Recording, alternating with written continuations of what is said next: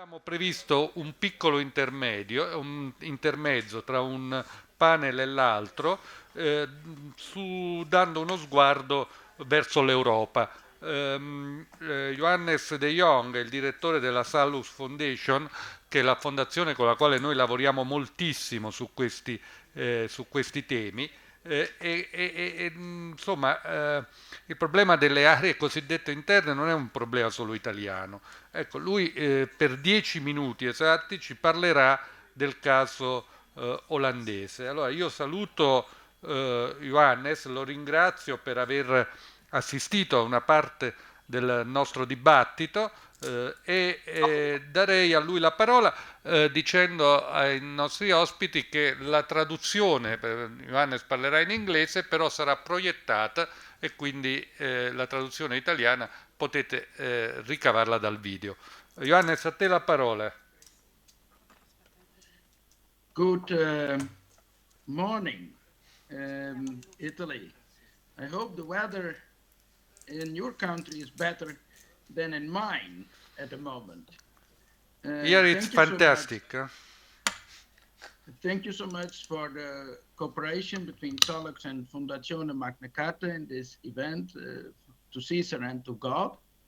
And thank you so much, Professor Quagliarello, for your introduction and your work. And also my thanks to the excellent staff of Fondazione Magna Carta.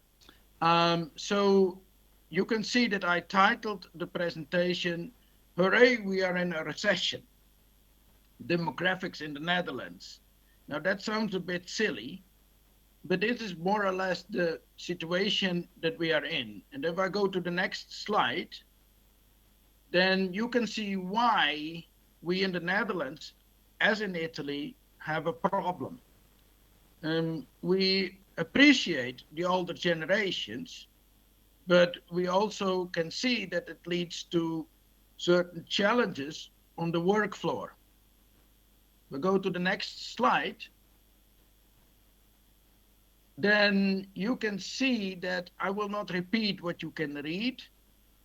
You can see for yourselves there that we have a serious problem, especially, and that will become even more acute in the future.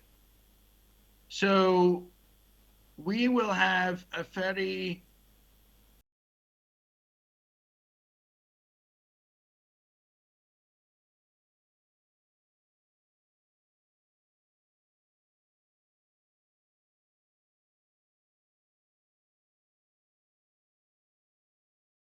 will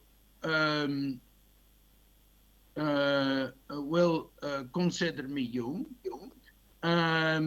but at some point I will no longer be young, and then we will have a very serious problem. So if I go further, now the next slide, then we can see that we already have a problem. So basically the problem of the future is the problem that we already experience. So we have a lack of people in everything. Now, why is this? In essence, it's actually quite simple. We have an increasing numbers of retired people, as you could see in the picture before, in the graphic before. And though, please, yes, that's okay. Please keep it there now. And these numbers of retired people need care. But as we know, some of them also go on holidays. Professor Quagliarello may recognize the walks through the mountains.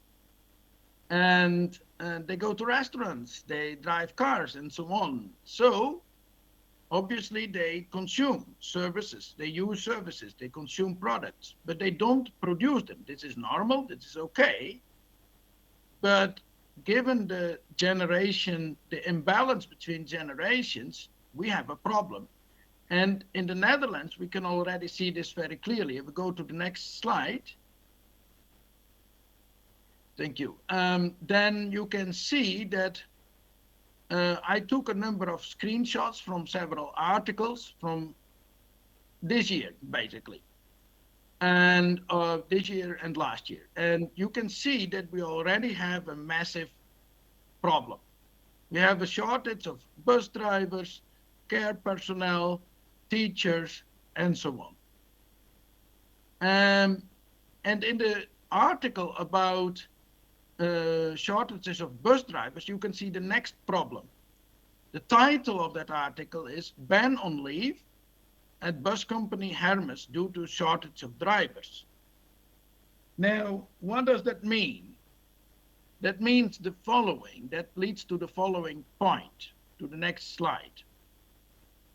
Now, if you have less people needed to do the same work, that will lead to burnouts because more has to be done by less people, but not everyone can do that.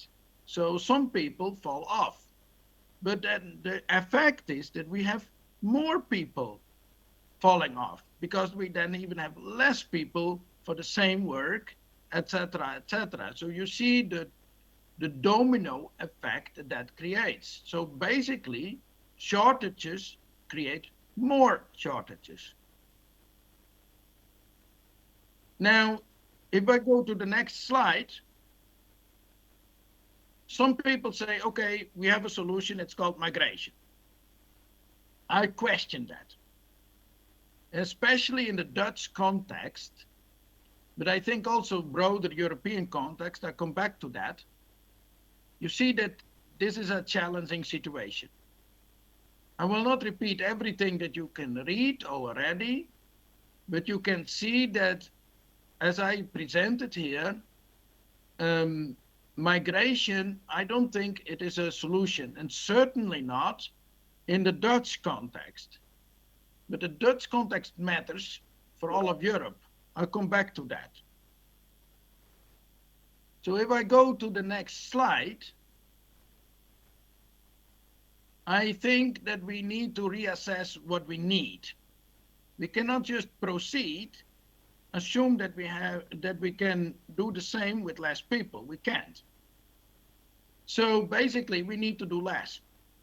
We need to do what we need to do and not what we not need to do. Again, I will not repeat everything that you can read, but I think the message is very clear that we need less of marketing, communication, and compliance that is just meant to increase short-term profits, because we don't need to move more money to private equity and shareholders. We need to move the money and the people to what we really need. And we need to all, this is some cost we all have to pay, so to say, we need to lower our expectations. We need to accept that we have to wait longer, and so on and so forth. Now, if I go to the next slide, thank you. Is family a solution? Family is often cited, we need larger families. We need to stimulate families to have more children. All right, that's fine, but there's a problem in that. First of all, so far, the attempts that have been tried have shown only limited effects, but they may have prevented worse imbalances. Now, problematic is also that the family is then presented as a solution for an economic problem. But that's the wrong way around. The family is not to solve the economy is to help the family. And so we are taking this the wrong way around. We basically say we need to keep the same system, we need to grow the families, and then the problem will be solved. But that is not a solution. We need to downsize, so to say, the economy to the point that it helps the family. So that is a very different approach. And then we need to talk about the EU, because then we need really to think bigger. Because if we talk about economy and the EU, that is basically, they come together. The demographic challenge is the same in all of the EU. A moment, please. Thank you. So the realities are the same. The solutions most often also the same. And we need then to reassess how we view the EU as well. We cannot continue to extract people from Central Europe and Southern Europe and concentrate them all in the so-called blue banana. If I go to the next slide, we can see that there is a massive part of the European economy concentrated there. It's in Italy, parts of Austria, Germany, Netherlands, Benelux, UK, and we can see that this is not sustainable. We cannot extract from southern Italy all the time and Spain and Portugal and so on, Central Europe to this little slice of Europe. It's not, please, yes, indeed, it's not sustainable. So if I go to the next slide, that is not,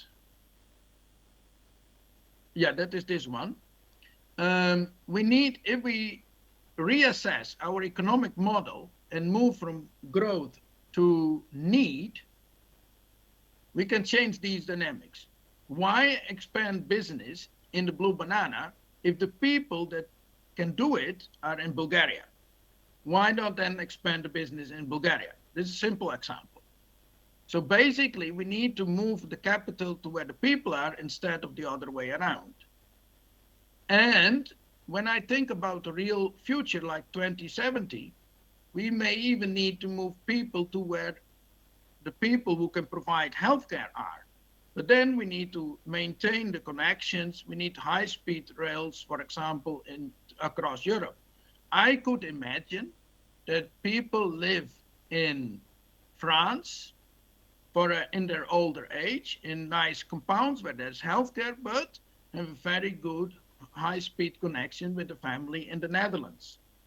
And this is just a simple example, and this is more a thought experiment, but this shows that we need really European cooperation and redefine how we see our economy. So these two go together. Now, finally, last slide. As you can see, the cliche is true. The future starts now. I know it's very cliche. It's really very cliche, but it is really true. The future starts now. We cannot wait until the reality comes to us. We really need to prepare for the reality because the reality will not wait. Demographic realities are simply there. Years go by. If I buy a flight ticket, I have to move. The year 1975 is every year a little bit further down the line. So time doesn't stop. So the demographic development does not stop. It does not wait for us. So we really need to change our minds, our models, and our expectations. So there's an individual responsibility there.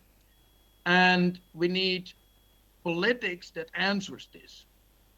But we also need, and to have responsible politics, we need honesty, rationality, and human dignity to find solutions. We need to maintain in all of this the human dignity, the dignity of the person, because that's the foundation of the whole EU and the foundation of our future. Thank you very much.